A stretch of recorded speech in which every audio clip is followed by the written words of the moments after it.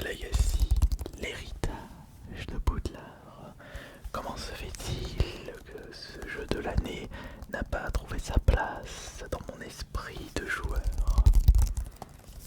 Quelles sont les raisons du fait que je ne l'ai pas terminé et qu'au bout de 10 heures, j'ai décidé de l'abandonner en plein live Twitch? Pourtant c'était bien parti. Hogwarts Legacy était un jeu que j'attendais avec curiosité. Bon, c'était pas le jeu que j'attendais le plus. Il n'atteint pas la cheville de Resident Evil 4 Remake et Silent Hill 2 Remake, voire Dead Space Remake est sorti quelques semaines avant. Mais vous savez, je suis fan de la franchise Harry Potter depuis que j'avais vu le premier film au cinéma en 2001 ou 2002. Je n'arrive pas à savoir quelle année exactement pour la sortie du premier film, mais je sais que j'étais tout de suite tombé dans la marmite Harry Potter à ce moment-là. Et c'est d'ailleurs grâce au premier film que je m'étais intéressé au livre.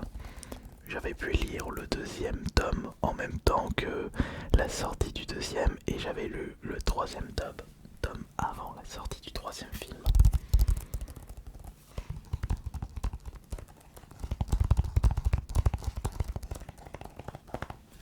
Et ce n'est pas le premier jeu Harry Potter que j'ai pu faire dans ma vie. J'avais terminé le Harry Potter sur Game Boy Color, donc avec la pierre philosophale. Un RPG, c'était assez cool d'avoir un jeu de la estampillé Harry Potter en mode RPG pour la Game Boy Color. Alors imaginez à l'époque ce genre de jeu sur console portable. Après, je n'avais pas fait les Harry Potter sur la PS2, la GameCube, et j'étais passé directement au Harry Potter pour la génération PS3 et 360. J'avais pu faire le prince de sang mêlé, l'ordre de Phénix, donc celui d'avant, et aussi la première partie des reliquats de la mort. Parmi les trois jeux que je viens de vous citer, mon préféré était le prince de sang mêlé. Les jeux Harry Potter sur la 360 et PS3, c'était des petits jeux cool, rendant hommage à la franchise Harry Potter, sans grande conviction, possédant leurs défauts, mais sympa à jouer. L'ordre de Phénix était un peu moins bien que le prince de sang mêlé et les reliques de la mort 1 était rempli de soucis, mais on retrouvait l'esprit Harry Potter. Alors comment se fait-il qu'Hogwarts Legacy, l'héritage de Poudlard, je ne l'ai pas terminé, contrairement aux autres, sachant qu'il est de bien meilleure qualité? J'admets que Hogwarts Legacy est le meilleur Harry Potter en jeu vidéo. Pourtant, ça n'a pas suffi pour moi de terminer ce jeu et de prendre du plaisir. Mais comment ça se fait, Massime Minotaur? Peut-être que j'en attendais trop. Peut-être qu'au vu de la campagne marketing, du matraquage et du budget mis dans ce jeu, les quelques défauts que j'ai remarqués ont suffi pour casser un petit peu mon plaisir de jeu. Il faut dire que par rapport à l'époque des Harry Potter sur la 360, mes exigences vidéoludiques ont pas mal changé. J'ai découvert d'autres styles de jeux entre temps et j'ai comme cette impression que les jeux AAA monde ouvert m'intéressent de moins en moins. Ah, c'est vrai que j'ai des codes, mais il faut que j'en fasse des codes. Le jeu, je l'ai désinstallé. Alors pour commencer, je trouvais que le jeu était trop prévisible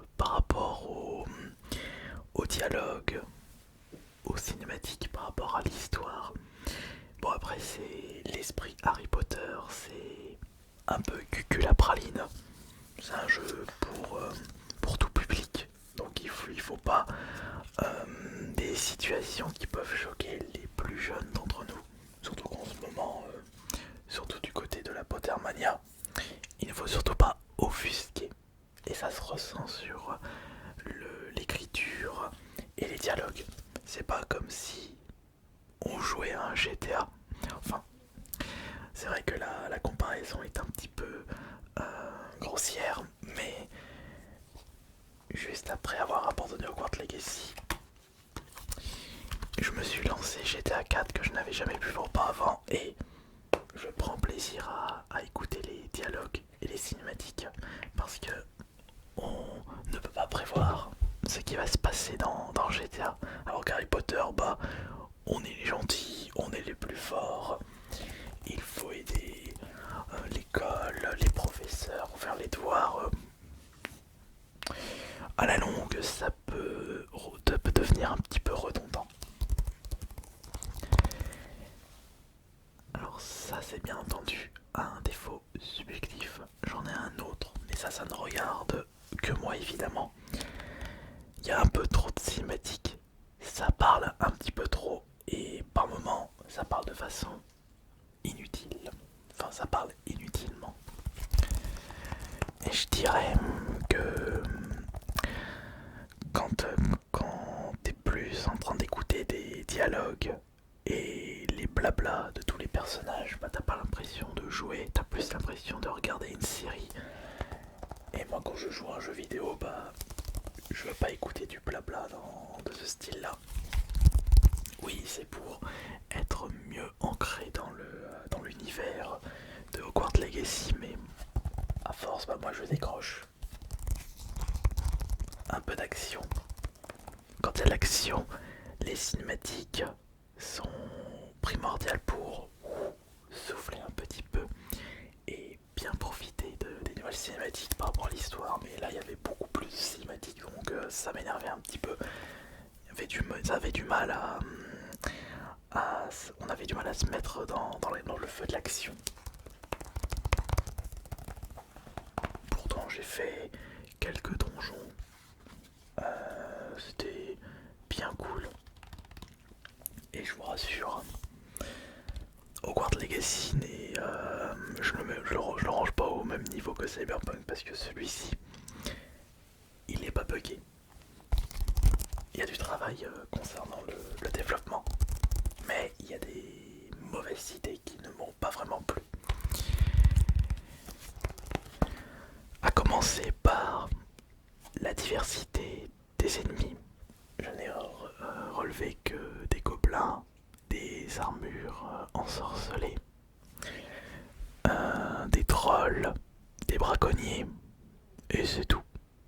Il n'y a pas beaucoup de créatures à se mettre sous la dent. Ah oui, il y a aussi les araignées. J'ai failli les oublier celles-là. Il n'y a pas des zombies aussi, enfin.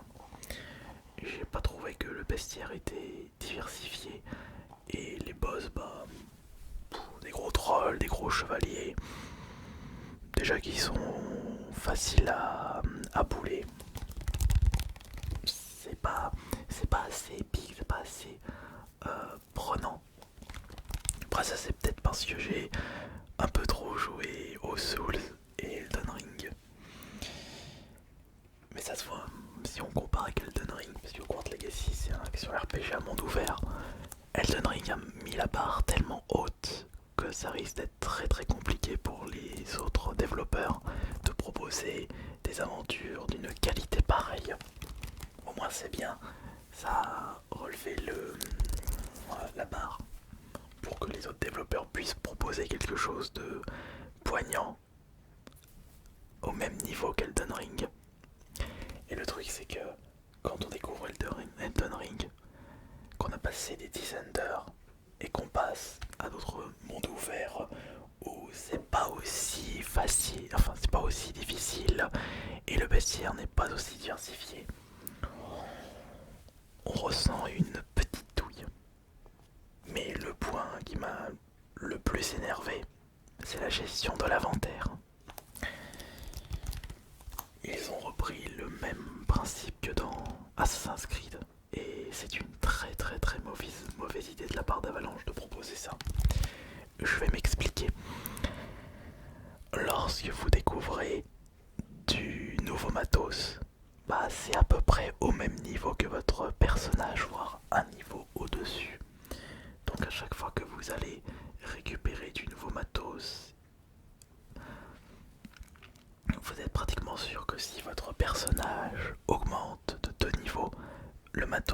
vous avez eu du mal à récupérer deviendra obsolète, même si vous récupérez de l'équipement légendaire.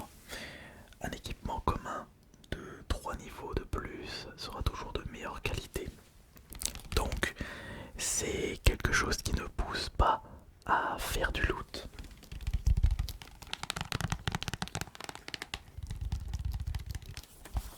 Il n'y a pas ce système de récompense par rapport à l'équipement. C'est pas comme si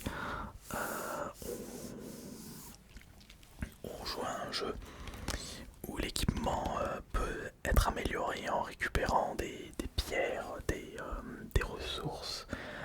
Là, on est sur un système où il faut que l'équipement que vous allez récupérer est basé selon le niveau de votre personnage. Donc c'est pas quelque chose de motivant. Et lorsque je me suis rendu compte de ceci, ça m'avait un petit peu énervé.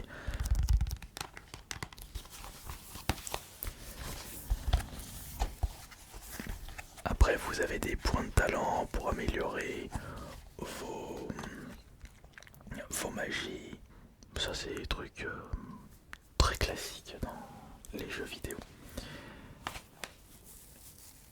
La maniabilité, lorsque vous êtes sur le balai, serait vraiment à revoir. J'ai trouvé la gestion de la caméra nulle. Elle était mal faite.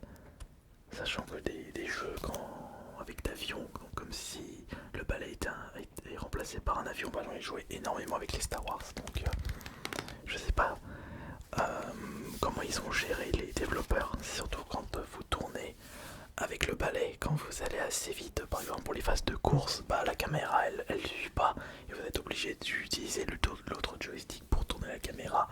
C'est très très très bizarre. Pourquoi faire compliqué alors que l'on peut faire simple? L'histoire m'a pas vraiment charmé en y repensant. Peut-être parce que je n'ai pas retrouvé les personnages de la série, enfin pas de la série mais des films Harry Potter et des livres, mais c'est normal parce que ça se passe 100 ans avant le règne de... Enfin pas le règne mais le périple, l'aventure de Harry Potter. Il y a quand même un personnage de la famille des Weasley qui se trouve ici. Puis c'est vrai que l'histoire... Ouf. J'ai pas accroché. Au début j'étais intrigué, intéressé. Et c'est après je ne sais pas combien d'heures de cinématiques et de dialogues inutiles que j'ai décroché de ça quand je joue à un jeu vidéo. Je veux au moins un petit peu d'action. Je n'ai rien contre les cinématiques, mais je voudrais quand même des moments d'action, plus d'action que de cinématiques ou de blabla. Hogwarts Legacy n'est pas un film interactif. Hogwarts Legacy est considéré comme un monde ouvert, action, RPG. Mais pourquoi proposer un monde ouvert s'il n'y a pas de récompense par rapport au loot? Et sans compter que les marchands proposent que très peu de produits. Et ça ne pousse pas à se balader pour récupérer des pièces et des trésors.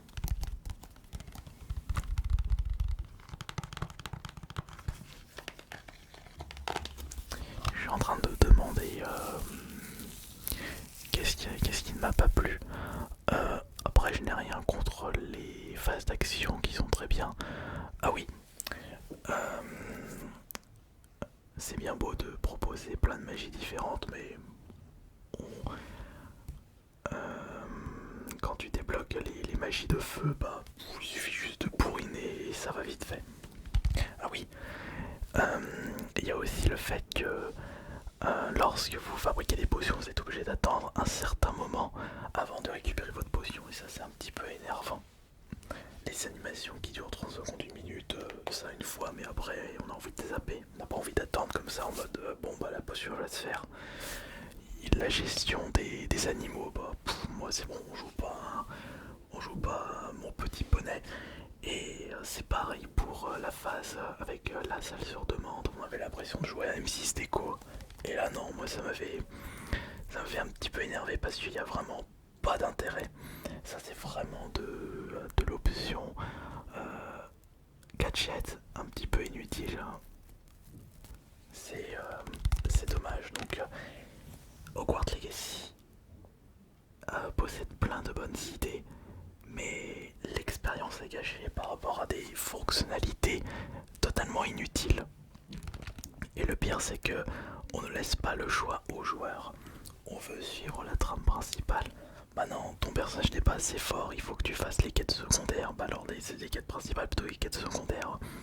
Il faut que tu améliores ton personnage. C'est bon, j'avais vraiment envie de découvrir, d'avancer, mais non, le jeu t'empêche d'avancer.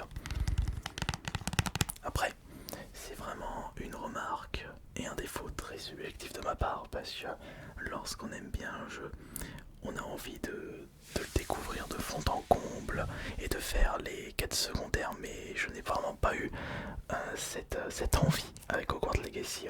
Et au bout de 10 heures, j'ai dit allez stop, j'ai aucun plaisir à jouer à ce jeu, j'étais trop braqué sur les défauts de ce titre et j'avais décidé après 10 heures de jeu de le désinstaller de ma console et de même pas le terminer. Je crois que j'étais aux 2 tiers de l'aventure, mais je n'avais même pas envie de continuer. Et vous de votre côté, vous en avez pensé quoi de Hogwarts Legacy? Si vous l'avez apprécié, bah tant mieux pour vous. Mais sachez que moi je n'ai pas eu je n'ai pas pris de plaisir avec ce jeu. Mais ce qui est sûr, c'est que les développeurs ont quand même fait un jeu qui rend hommage à l'univers Harry Potter et surtout que le jeu n'était pas du tout buggé. Juste un petit bug, mais il n'est pas buggé, il a été bien fait de ce côté-là. Et c'est un point devenu assez rare avec les nouveaux AAA à monde ouvert. Vous pouvez me dire ce que vous pensez de mon avis sur Hogwarts Legacy, mais sachez que même si un jeu possède une grosse hype et qu'il est apprécié par beaucoup de joueurs, si moi je n'apprécie pas ce jeu, bah je le dirai. Mais il faut rester objectif sur le fait que Hogwarts Legacy est un très bon jeu, mais il n'était pas fait pour moi. C'était Alice Minotaur, bonne nuit à tous.